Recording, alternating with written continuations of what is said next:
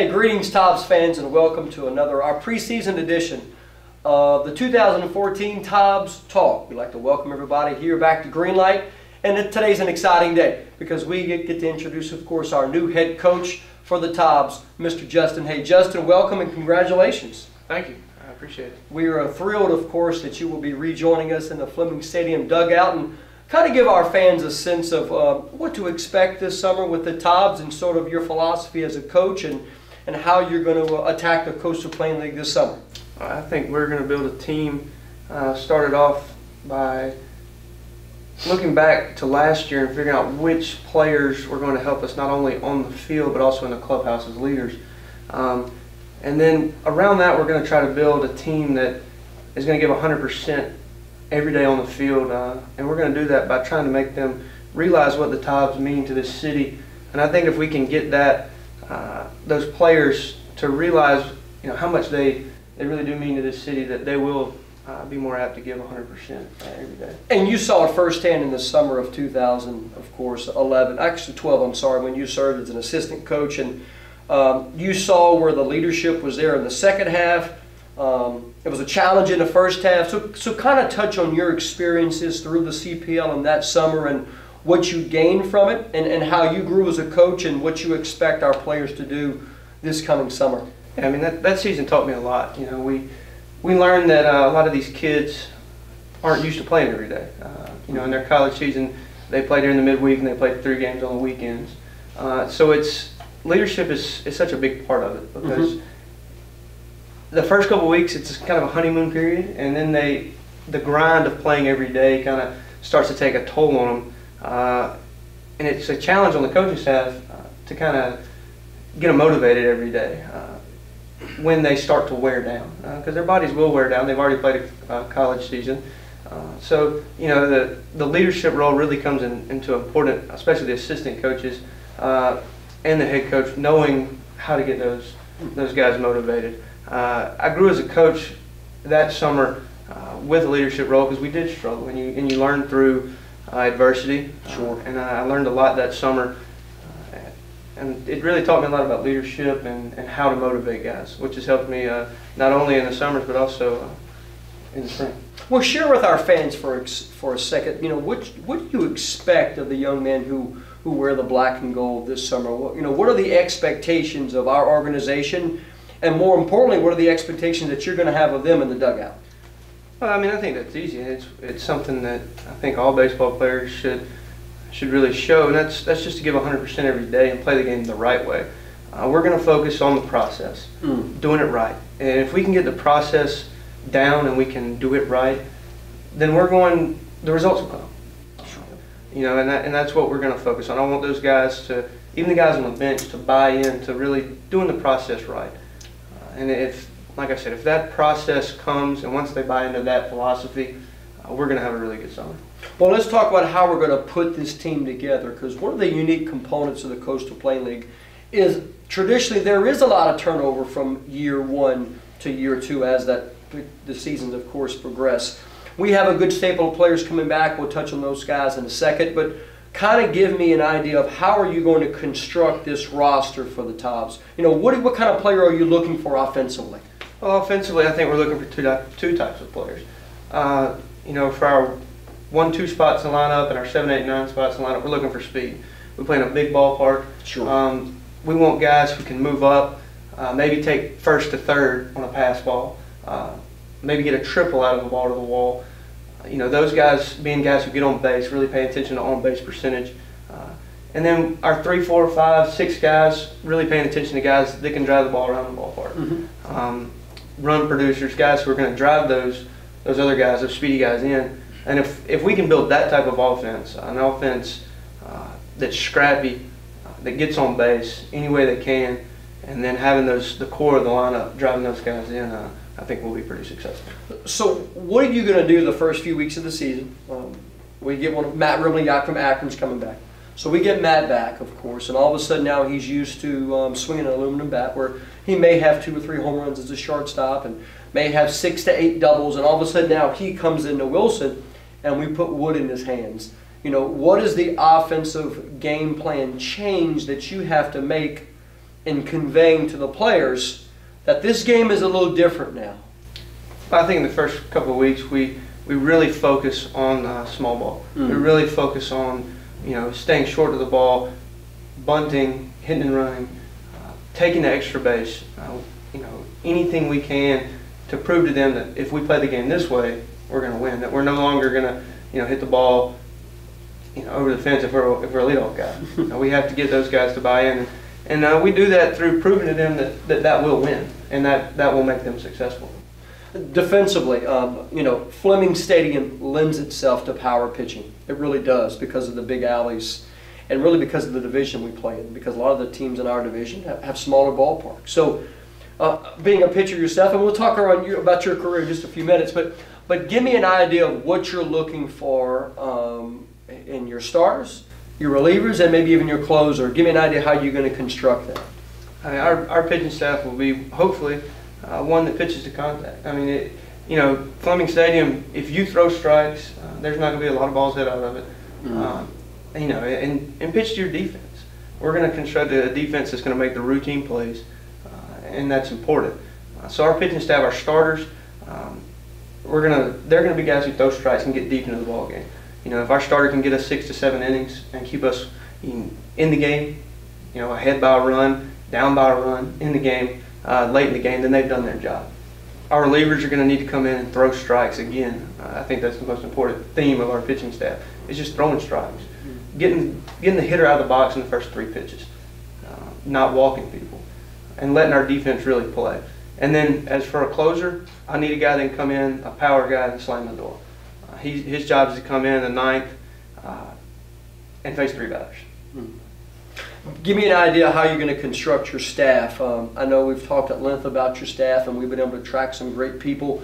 Tell me what they're going to bring to this organization, and also, of course, to the players in helping them reach their potential. Well, our staff is going to be created around my philosophies and guys that I know encompass the same philosophies that I do. My top assistant, our pitching coach, Jacob Legg, who was my pitching coach at Faulkner University, who played at the University of Alabama and at the University of Alabama Birmingham, who actually is coming off a national championship win this season at Faulkner. He's a guy that I know has a lot of the same philosophies I do, because he taught me a lot of the ones I have. I know that we work well together because we've coached well together in the past with some travel ball teams right after I got out of college. So his job is going to be to manage the pitching staff. He's been good at what he does. He's proven that over time at Faulkner, and so that's his job, is to manage it, to come to me with ideas, and and I'm going to listen to him. That's the good thing about him, is that I know that he's done it. My second assistant, Chris Rollins, who actually played at Barton, is helping out at Barton this year. He's going to be an integral part of our team because he has played in the CPL. He knows what it's like to play in this league. He knows what it's like to make the changes from the aluminum to the wood, the defense, and how important that is. So that's why I brought him on, because I wanted somebody who not only could bring the energy level and the same philosophies that we wanted to bring, but also somebody who could relate to the players. So he's your energy guy. He's my energy guy. Most pitching coaches are cerebral, but Chris Rollins is going to be the energy guy. And of course, you're right, he suited up for the Tobs as well, also for Barton College. So fans should be very accustomed to him. And again, one more local tie that we're going to have with the Tobs this summer. Now, in the subject of full disclosure, Tobs fan, Justin and I have a history. We actually are both graduates of Southwest Mississippi Community College. We both played there down in Summit, Mississippi. I was very fortunate to have been turned on to Justin by a former teammate of mine, now the head coach, of course, at Southwest, Lee Kirkendall. Give me an idea, so fans can understand, why did you get into coaching? I mean, you've had a great track. You played at a few junior colleges and played, of course, at Faulkner, which is a great program. But why coaching? What was that aha moment saying, that's what I want to do? I think that moment came my junior, senior year in college, when I realized how fortunate I had been to have the coaches I've had in my life who had taught me the things they had taught me. I realized how much I had learned through baseball. And not only the game of baseball, but about life. And I looked around, and I was doing some coaching in the summer with some travel ball teams, and I was really enjoying helping those guys move on into college. And I kept expressing to them how fortunate they were to play at the next level. And just one day during that summer, I realized that it was what I want to do. It was that I wanted to be able to give guys opportunities, that help kids move on to go to college that might not have gotten that chance if it wasn't for a baseball scholarship. And maybe even to help young boys grow into young men. Because I know that's what happened with me when I was in college. I did a lot of growing up. Now, one thing I admire about you, and again, subject of full disclosure, we brought Justin on as our third assistant actually in the summer of 2012, and quickly, because of some staff alterations, he moved up to our top assistant at the end of the year, coaching third base for the Tobs. So, one thing I think that our organization was very excited to have about Justin was his work ethic. Give me an idea what you're going to bring as far as you setting the tone for the players every day, and then our fans can see from our head coach and from that third base dugout. Well, I hope to bring a level of commitment to the program that the players see, that the fans see, that everybody in the community sees, that I'm committed to winning, but not necessarily winning, but also winning the right way. You can do things the wrong way and win, or you can do things the right way and win. I want to show these guys that I'm committed to them and their future, but I'm committed to this community. And I think that by showing them my level of commitment, the energy that I bring to the table every day, and giving 100% every day, that they'll feed off that. I was told a long time ago that it starts at the top, and I plan to be a good example of that. All right, we're going to play a little word association. All right. All right, real easy. I'm going to throw out 3 words, of course, one at a time, and I just want you to kind of give me about a 30-second answer to it. Leadership. The most important part of coaching. The most important part of any team. Without leadership, you have nothing. The baseball grind.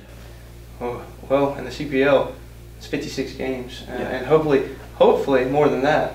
That's one of our goals this year, is to bring the Pettit Cup playoffs back to Wilson. And it's every day. It's a new type of grind, especially in the CPL. It's a different kind of grind. It's late night bus trips, early morning, early work, extra inning games, rain delays, all those things that make baseball fun.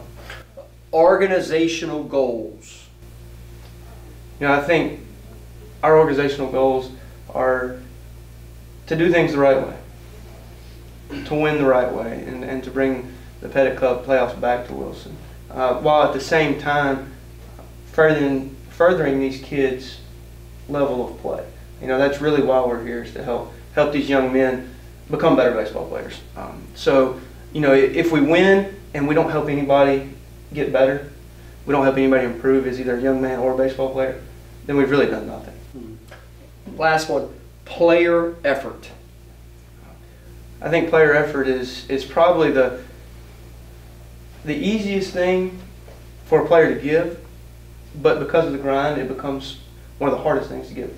And I think with social media, it's become harder in this league because kids see their friends at the beach and they see their friends, going on vacation. And after about the first 30 games, they realize that, they're going to the ballpark every day. And to keep them focused and giving 100% becomes a little difficult because, sometimes they lose sight of what they're gaining from this experience. Well, Justin, thank you so much. And it's going to be an exciting summer here for the Tobs this year. And really, we have 3 great things to kick things off. As most of you know, we have a beautiful stadium expansion going on right now. And it's going to be, the ribbon cutting is going to be March 12th, when our friends from Greenville, East Carolina, will be coming into Fleming Stadium and hosting Wake Forest from the ACC in a wonderful matchup on a Wednesday night. So Tobs fans, make sure, of course, you call our office and inquire about ticket prices. That's going to be a great night because we've got some former players of the Tobs who will be, of course, playing in that game as well. We have a new start this year. We're going to be starting on Sunday, May 26th, which is an earlier start for us. We'll be playing an exhibition game that night.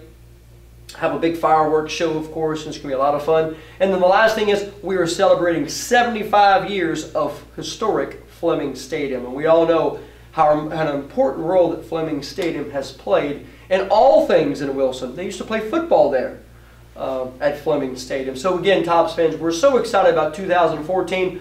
We're thrilled under our new leadership, Justin Hay. And we expect to see you at the ballpark this summer and also to watch us here on Greenlight all summer long for Tobs Talk and also to catch our games live as well. Thank you so much, and we'll be seeing you at the ballpark this spring.